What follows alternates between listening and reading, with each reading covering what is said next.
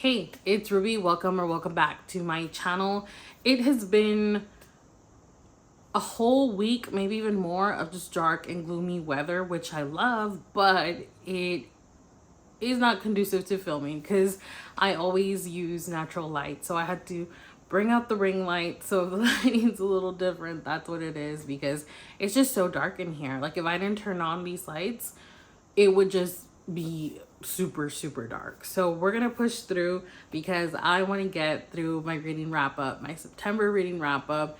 It was a really good month. I ended up with an average star rating of 4 stars, which is great. I don't think anything was rated under 3 stars this month, and it was kind of a weird month because for the first 2 weeks, I wasn't in the mood for reading. I was doing other things. I was playing games. I was on Netflix a lot. So I read like 2 to 3 books the first 2 weeks, but then I did a complete 180. And then last 2 weeks, I read 10 books. It was crazy. Like a lot of days I was reading a book a day. So that was amazing. I am back to it, but I want to talk about everything that I read. We have romance, we have romantasy, we have fantasy with some romance in there, but I wouldn't call it romantasy. So let's start off with the romances. I've been in such a romance mood, and fantasy, fall is for fantasy. So I'm hoping I can insert a little bit more fantasy as we go on to the colder weather, colder months. But if I'm in the mood for romance, I'm gonna keep reading it because I still have a lot of unread romance on my physical TBR. So let's start off with romances. There was 2 that I read. I had the holds on Libby. They came up. I listened to the audiobooks.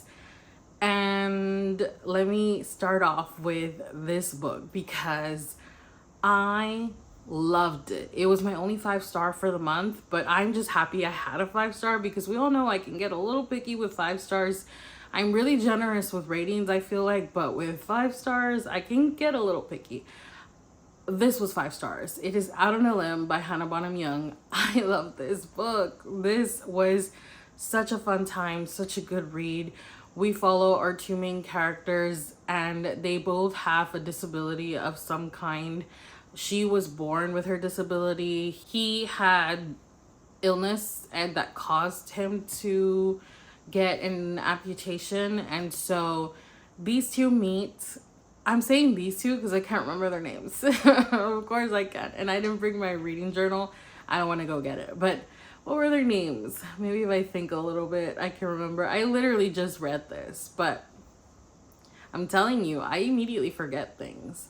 What were their names? The girl's name was Win, and the guy's name was... I can't remember. I'm not even gonna try. But they meet at a Halloween party. It's super random, literally super random. They end up hooking up, and she ends up pregnant, which this is not a spoiler. I think we all know that this book has the accidental pregnancy trope, and they navigate that pregnancy, and it is so incredibly sweet. They definitely take the time to become friends first, and I loved it. There was nothing, I think I put it in my Goodreads review. If you're not following me on Goodreads, you should, because I always update on there as I'm reading the books. But I think I put it, and if I didn't, I will say it here, that I would not change a single thing about this book. There was nothing that bothered me. There was nothing that I would say, I wish she had done that differently. Loved it. 5 out of 5 stars, no notes. The next one that I read it on ebook, and I saw one singular person post on TikTok, and I don't know, it just caught my attention. She had put a quote on there, and I was like, okay, let me read that. And it was something like, I don't care what you call me as long as I get to call you mine, or something like that, which I was like, oh, kind of cheesy, but I'm kind of into it. So I picked it up, and I saw that the author, she had a Hispanic sounding last name. I think her name's Gabriela Gomez. And when I started reading the book, I quickly realized that it was gonna be for me, because our main characters are from Texas. Not only Texas, but they're from San Antonio.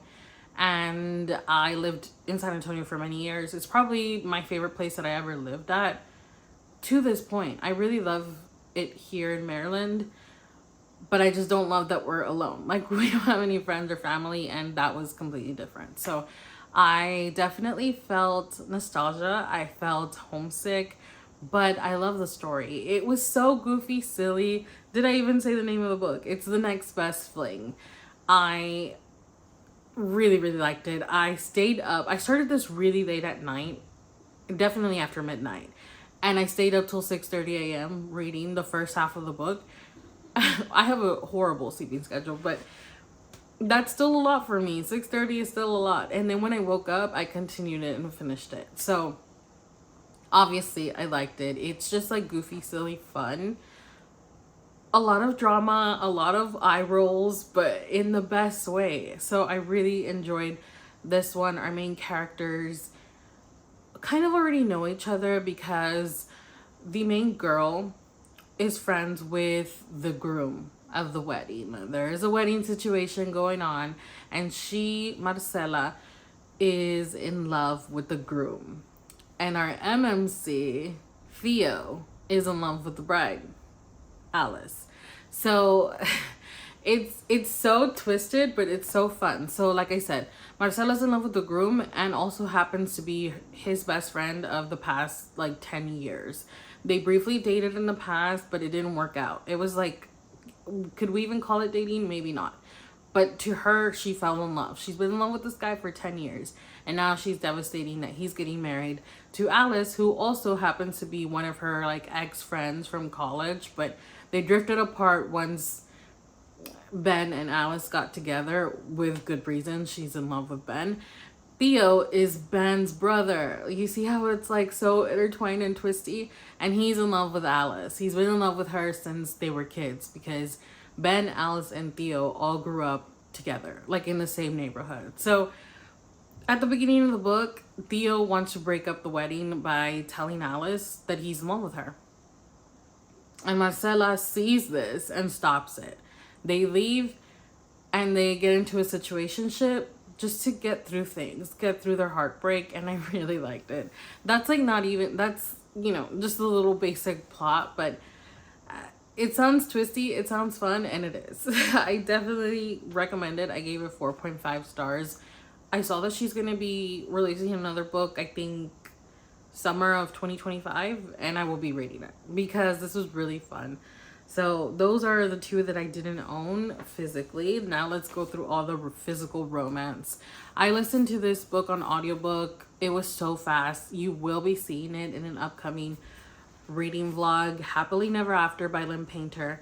I thought this was okay. It wasn't amazing. It wasn't terrible. It did its job. It's so short. Literally less than 300 pages. But like I said, I didn't think it was great. It was definitely forgettable. It says their name, the objectors, their job to break up weddings is hired. Their dilemma, they just might be in love with each other. We follow Sophie and we follow Max.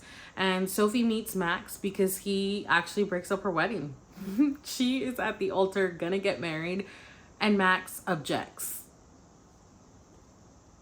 Amazing, right? So she ends up talking to the, you know, the person she was gonna marry, her soon-to-be husband, and she finds out, Max tells her he's like the worst, blah blah blah blah blah, and has like the receipts, right? So she doesn't get married, and that night she gets drunk. He ends up taking her home because he feels bad, like he doesn't want to just leave this woman there, and they strike up a friendship. She ends up joining him in his little side hustle of being an objector, or essentially a wedding crasher, and things unfold. Like I said, it was quick, it was unserious, it was goofy, silly. It's what a romance is, you know. This is like unrealistic, but it's fun while it lasted. So I gave this 3 stars. I recommend it. It's really short. Like if you just want a quick read. I was playing The Sims while I listened to that. And it was perfectly fine. Like I didn't have to super pay attention because there, you know, there wasn't much going on. It was all very light and like straightforward and just calming. The next one is a part of a reading vlog, the next 2. So we have A Werewolf's Guide to Seducing a vampire. I went out and bought it because I really love this book. So this is book 3 in the Glimmer Falls universe. Book 1 was A Witch's Guide to Fake Dating a Demon. Book 2 was A Demon's Guide to Wooing a Witch.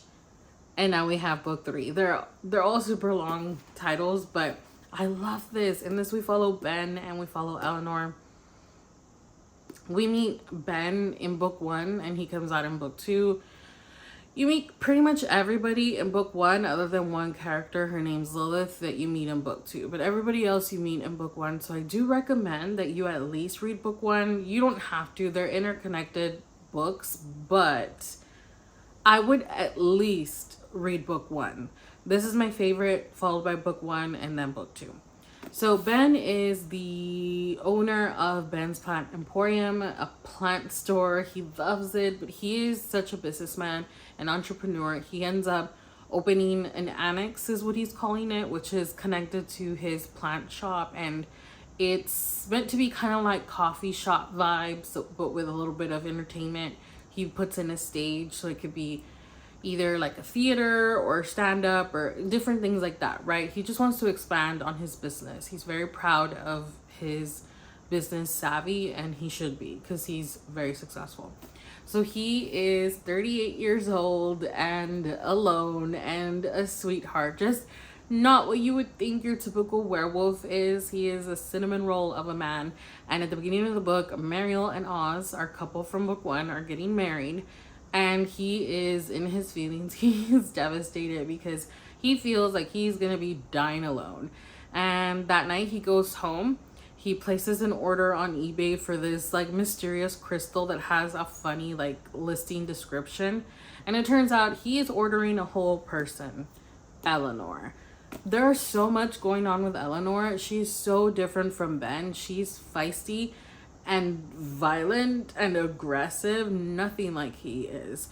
But they end up becoming roommates and the story unfolds. There is a lot that goes on in this book. I feel like they really did get a lot in here. So I really enjoyed this. Definitely recommend it. It's sweet and very appropriate for October because you have vampires, werewolves, witches, pixies, there's demons, all kinds of characters in here, and I loved it. So sweet and cute and fun and light. Then in that same reading vlog, I read Daydream by Hannah Grace. I've been waiting for this book. It was one of my most anticipated romance releases of the year because I love Henry. This is book 3 in the Maple Hills series. Book 1 being Icebreaker, book 2 being Wildfire, and book 3 Daydream. We met Henry in book 1 and I loved him. I feel like everybody collectively loved Henry and we were waiting for his book because he's amazing. And this did not disappoint. I really liked it, but even more than loving Henry, which I did still, I loved Hallie.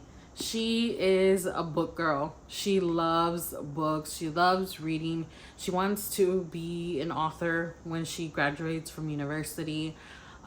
She's amazing. She's amazing. I loved her. And I was very curious who Henry was going to end up with because he's different. Like, he's unique. He's always been very blunt. He just says what comes to his mind. He has a hard time with like social settings, I guess. He definitely has a lot of things that trigger him. Like, he gets overstimulated. There is representation in this for neurodivergent people. There is representation for, I'd say, plus size people, because Hallie makes it a point to, you know, she knows she's not petite and small. She's really tall. She's like 5'11", I think, and she's not super skinny. So I really, really love this book. I thought it was really sweet, but I wanted to point out that book 1, Icebreaker, and even Wildfire, they had a lot of smut, a lot of spice, especially Icebreaker, which I really like Icebreaker. This one was different. It did have some spicy scenes, but very minimal. It wasn't like a ton, like it wasn't like chapter after chapter of like them hooking up. No, they definitely became friends. They were all about communicating with each other. It was really beautiful. I gave it 4.25 stars. I definitely recommend it. I feel like I can't choose a favorite between this one and Icebreaker because I like them for different reasons. But yeah, I definitely think you should check this one out if you've read the other two. And then I lied. I totally read another book that I don't own, and it's because I intend to buy it. I just haven't yet because I'm waiting for the sprayed edges edition. But it is nothing like the movies. The third book in that reading vlog by Lynn Painter.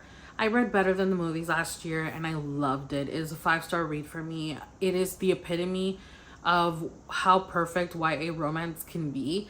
I loved that book. And in book 2, we follow our main characters, Liz and Wes. They're now in university. And in this, we follow them as they deal with heartbreak, loss, grief, and just growing up. Tackling on new things, learning how to become an adult, and how to move forward when things don't always end up how you expected them to be.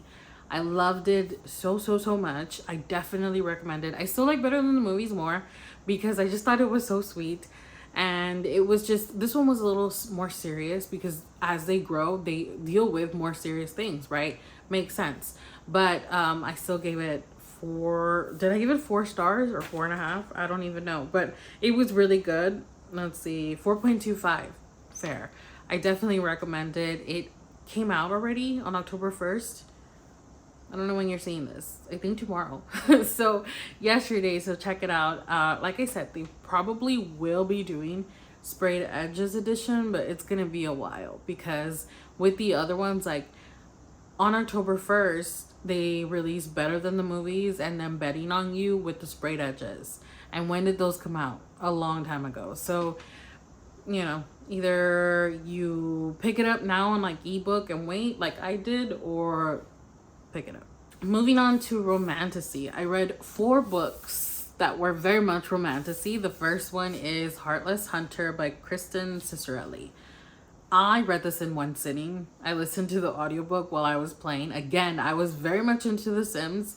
And I read it in its entirety. I loved it. It was so good. Definitely unexpected. I didn't really have high hopes for it. Like, I've heard a lot of people rave about it, but I've also heard some people say it's overhyped. So I went in pretty neutral. In this, we follow Rune and Gideon, which, let me just say, our MMC's name is Gideon, and he works with someone named Harrow, who he literally talks to the whole book. So I just kept thinking of Gideon and Harrow the Ninth. Like, that was taking me out a little bit, but that's very much a me problem. But yeah, so we follow Rune and Gideon. Rune is a witch. Gideon is a witch hunter. Do I have to say more? I think we all know. I think we all know just by me telling you that how this plays out. But this is book 1 in a series. So it does end not on a cliffhanger, but more with like a reveal, if you will. Very predictable. Like I said, we all know what's gonna happen, but I don't know what's gonna happen next. It ends like that, where you're like, well, what's gonna happen now? And I liked it. I gave it 4 stars. It was a really fun time, and I will definitely be picking up the next book in the series because it was good. It was good. It was fun. It was fast paced. Loved it. This next one, you're gonna see it in an upcoming reading vlog, but I will say I was disappointed. And that's because I had the highest of expectations for this book. A lot of people had said that this was really good.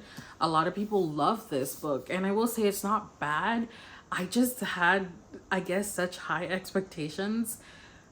Throne of the Fallen by Carrie Maniscalco. I ended up giving this 3.5 stars.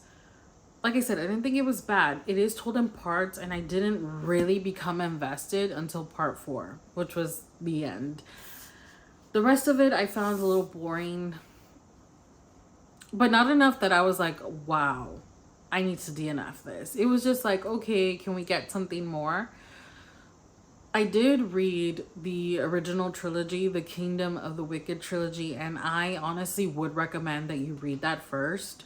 You don't have to, of course. This is like a spin-off of that one, I guess, but you're following the same characters essentially. In Kingdom of the Wicked, we follow primarily Wrath and Emilia. Wrath is Prince Wrath, literally the king of all demons, and Emilia is a witch.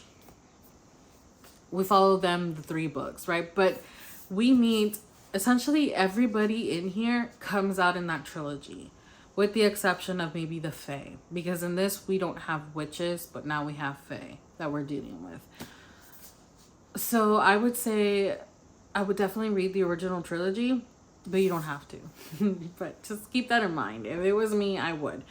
Anyway, in this one we follow Wrath's brother Envy. There's 7 princes of hell, and we're following Envy. In the beginning of the book, we find out that he is in a bind. Something's going on with his circle, with House Envy, and we don't know what, but we know that because he tells us that he has to play this game that the Fae set up in order to save his house. Why, how, who, we don't know. We don't know. You have to read the book. But he ends up getting a clue that leads her immediately in the beginning to Emilia, who is living in the mortal world in Waverly Green, is that realm. And she is a lady of society. Very Bridgerton vibes, where they're presented to society, they're looking for a husband, they have to be mindful and demure. And she is that girl. She is an artist also, which is very not what ladies in society do, but people just let her be. She has an amazing talent, and we find out that she has some magic. We don't know what she is. Is she a witch? Is she something else? We don't know, but we find out. And so Envy and what's her face? Didn't I just say it? No, Camilla. Envy and Camilla end up teaming up to play the game, to get their respective goals completed. And I will say you meet a couple new characters. You meet the Fae, you meet this guy named Wolf, Wolf was my favorite character in this book, followed by Alexi. And they are side characters, but I love them, especially Wolf. It was okay. I really liked when they go to hell, because we see Wrath again, we see Emilia, we see Victoria, we see Alexi, we see Sloth, Lust, but I just hope that book 2 is better. Honestly, I just hope that book 2 is better. I will go on to book 2. I just didn't love it. And then I did start the Belladonna trilogy. I read book 1, Belladonna, and book 2, Foxglove by Adeline Grace. You will see me reading Belladonna, I believe, in an upcoming reading vlog. But Foxglove, I just went into it because I was entertained. So book 1, Belladonna, we follow our main character Signa and I guess Death. Signa is thinking she's cursed because everybody around her dies. She knows that death follows her. She can feel him. Death is personified in this universe, and she freaking hates him because she blames him for everybody dying around her, and she ends up confronting him and being like, leave me alone. Everybody dies because of you. And it's romantasy, so what can we expect? She ends up losing her current guardian, so she goes to live with an uncle and 2 cousins until she turns 20, I believe. So she gets all her inheritance because she is loaded, but she has to wait till she's 20, which she's not far off of. It's like a couple months or something. Once she's there, we have like a murder mystery situation going on that she and Death team up to uncover. In book 2, at the end of this, we meet Death's brother, Fate. In book 2, we have Death, Fate, and Camilla. What the hell? Signa. Too much talking. We have Death, Fate, and Signa, and her cousin Blythe. Another murdery mystery situation, but I felt like the murdery mystery wasn't as good as it was in this. However, Fate, I'm a fan of Fate. He was giving me those Prince of Sins vibes. Fate is kind of the bad guy, but is he the bad guy? Who is the bad guy? I'm not sure. But I really liked the introduction and the inclusion of Fate in this. I ended up giving this one 4 stars, and I think this one 4 point something. 4.25. Yeah, I liked it a little bit more because, like I said, we do get a triangle situationship in this one. I'm interested to go to Wisteria, to book 3. A lot of people say that's their favorite. And I feel like it might also be mine. I wanted a little bit more of the romance in this from Death and Signa. But I'm not mad at it. It is YA. It was good. I recommend them. I cannot wait to read Wisteria. These were fun. These were fun. I'm glad that I finally started them because I had Belladonna on my TBR for so many months and I never read it. I'm glad that I finally did because I really did like those. And then our last 2 books, I'm saying they're fantasy. They do have romance in them, but I very much considered the romance a subplot. I wasn't super distracted by the romance. I was actually into the plot more than the romance versus the romantasy books. So that's why I kind of split them up. I've been trying to read all my special edition books because they are special edition. They're like really pretty. And if I don't like them, I want to unhaul them so that somebody else can get a hold of them. But one of those was Bonesmith by Nikki Pau Prado. This was described to me as like Gideon the Ninth. What did they say? Gideon the Ninth meets something. I forgot how. I don't remember if it was in the Goodreads or what, but the reason that they said Gideon the Ninth is because of the necromancer aspect. Our main character, is it Ren? Yeah, Ren and Julian. So our main character, Ren, is a bonesmith which essentially is a type of necromancer. She can control bones, literally skeleton bones. And bonesmiths work with reapers. Reapers are the only ones that can like actually reap a soul and like rid it from this world. Bonesmith are kind of like the badasses, the ones that fight the skeletons that get out of hand. So she's essentially a necromancing warrior. And in the beginning of the book, she becomes a disgraced warrior. She enters like this final trial to become a full-fledged bonesmith. And it doesn't go the way that she thought it was gonna go. So she ends up a disgraced, not bonesmith, because she doesn't make it. So they sent her to work at some post that she doesn't want to be in.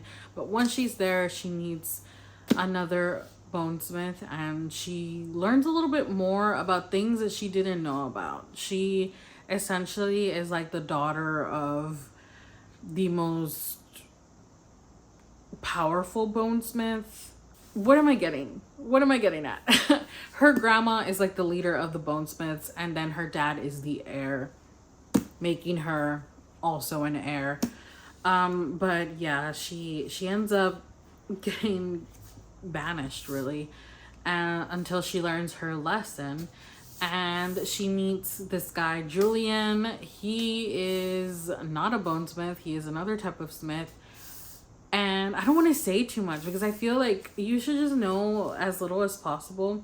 I don't want to ruin it for you, but it was really fun. It is YA, but it was such fun YA. Like, I was entertained. And this is a duology. Ghostsmith is already out, and I will be reading it. And if I like it, I will be buying it because this was fun. Definitely just, while there was romance in it, I feel like it didn't focus on the romance. It was there, but it wasn't all about that, and I liked that. So definitely check this out if you think you would like those vibes, like necromancers. And it's like everybody has different magic. There's goldsmith, bonesmith, ghostsmith, ironsmith. People have different magic, and I hope we see that a little bit more. We explore more of the different types of magic. So I like this one. What did I give it? I know it was over 4 stars, 4.5 stars. I was entertained. So pretty high rating, but I really liked it. And then the last book that I read in the month was Immortal Longings by Chloe Gong. Another one of my Fairy Loot books. Like I said, I wanted to read more Fairy Loot and Illumicrate books, and I love this book. So this is, again, gonna give you a little bit of romance, more than Bonesmith. I still feel like it was not super focused on it. In this, we follow our main character, Kala, and we have Anton. They're like the 2 main characters, but then we also have a 3rd character, August, who is pretty much there the whole book. So Kala is in exile because when she was younger, she literally murdered her parents. And her parents were like the king and queen of her land, so she is the princess. She murders them for reasons that I'm not going to tell you, and because of that, she becomes exiled. She is just hiding and running, but she hopes to be able to kill the other king of the other kingdom, who happens to be her uncle. This is kind of a situation where there's 2 ruling families for like 2 different sides of the land, and they like rule together. And she wants to kill him because she thinks he's corrupt and he's just really ruining everything, everyone's lives. People here are super impoverished and like just living a bad life. But also pretty much everybody in this book has powers. They have the ability to jump, which literally is just, they're able to jump from body to body and literally take over bodies and insert themselves, so they can essentially not die. Like even if they get stabbed, as long as they jump out of the body in time, they'll be fine. There's like a whole bunch of rules which you realize, but she wants to enter this essentially magical tournament where the prize is a shit ton of money, which obviously would help in this super impoverished land. But she wants to win because she wants to get close to her uncle, the king, because he's the one that bestows, you know, the congratulations, you did it. And so that's why she enters this tournament. Anton enters this tournament for other reasons that I'm not going to tell you. And then August is the adoptive heir of the king, which makes her kind of his cousin. And he ends up trying to help her because he also wants to get rid of the king, but he doesn't want to do it himself because he's the heir apparent. Now we get some light. Amazing. Now that we're almost done. It was good. It was okay. It was not executed amazingly in my opinion, but it was good enough that I want to read book 2, which is Violet's Things, I think. And I think this is a trilogy. So I do want to read book 2. This is the UK edition, but this is a Fairy Loot edition. And if I like it, I'll end up purchasing the UK hardcover. But I feel like the way that this left off, it leaves off with reveals. And I was like, damn, book 2 might be good. Book 2 might be fun. So I will be going on to book 2. You know, I feel like I get carried away sometimes talking. I feel like I've talked for so long. Who knows how long this is. But there's just something about talking about books. I get so excited. Of course, if you didn't know, we did start a virtual book club. It's completely free over on Fable. We have our first book that we're reading this month, and I'm excited. I'm literally going to film right now another video. Probably a TBR jar video because I've been really wanting to bring back the TBR jar. It's just so fun to read the prompts. So thanks for hanging out with me today. If you made it all the way to the end, thank you so much. Give the video a thumbs up. Subscribe if you haven't already. join our book club, and I'll see you very soon with another one. Bye.